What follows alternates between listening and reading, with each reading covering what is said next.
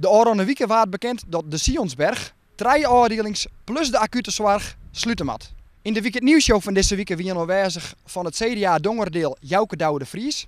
Van het FNP wie aanwezig Annegje Toering, zij zit in de Statenfractie van Friesland. En Sander de Rauwe, hij komt uit Bolsward en zit in de Tweede Kamer en stelt vragen over deze kwestie.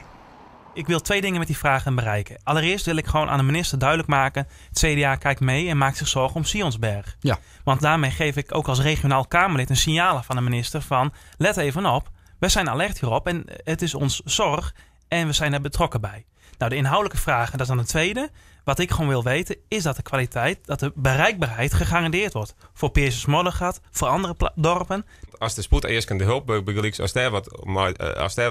als die voordorst, ja, dan is dat, en dat zei ze de deskundigen ook al, ja, dan is dat mogelijk het begin van het eind. Want ooit hier is er dan je ziekenhuis meer, want alles wat erachter is dan voort. Dit ziekenhuis, dat heeft natuurlijk een heel groot tal mensen ontwerp.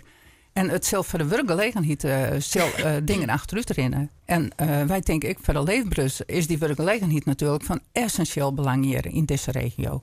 Ik in uw gemeente waren dat echt wat oorloden klonken daar. En dat we meer wat mildere reacties, zelfs licht positief in de zin van ja, de basis zonnezwaardig die bloot oranje. En zei ja, maar wacht even. Volgens mij ben wij dan verkeerd informeerd, of ben je hem verkeerd informeerd, want wij zorgen dat toch heel oors. Mijn stelling zou ook zijn: bestuur alsjeblieft gauw met personeel om tafel. De vakbonden hebben zorgen, gynaecologen hebben zorgen, patiënten hebben zorgen. Communiceer eerlijk en duidelijk en geef ook aan waar bepaalde keuzes gemaakt zijn. Want daar zijn nog wel veel vraagtekens bij. En naast deze politieke kopstukken kwam Martijn Muller langs. Hij is specialist in het ziekenhuis en ook Esther Hanemeijer kwam langs om te vertellen over de actiedag die het op 10 december hier bij het ziekenhuis organiseren wordt. Wij gaan 10 december een protestmars lopen. Vanuit de Sionsberg begint dat om 1:30. Dus wij roepen ook iedereen op: kom 10 december om 1:30 naar de Sionsberg om mee te lopen. Die tocht die zal door de stad heen gaan, ongeveer 1,5 uur. Dan worden de resultaten van deze actie worden aangeboden aan de Friesland. Want de Friesland heeft toch een hele grote rol in de situatie in de Sionsberg. En dat is, die Friesland heeft zo'n machtspositie. Ja. En dat kan niet goed zijn. Nou, dat nieuws dat heeft al eens een bom ingeslagen. Wij zijn nu juist bezig om de zorg voor de patiënt en de kwaliteit van die zorg te waarborgen. Dus ik onderbreek hem, dus zei het als een bom. Ja. Kwam het echt onverwacht? Het kwam echt onverwacht, ja.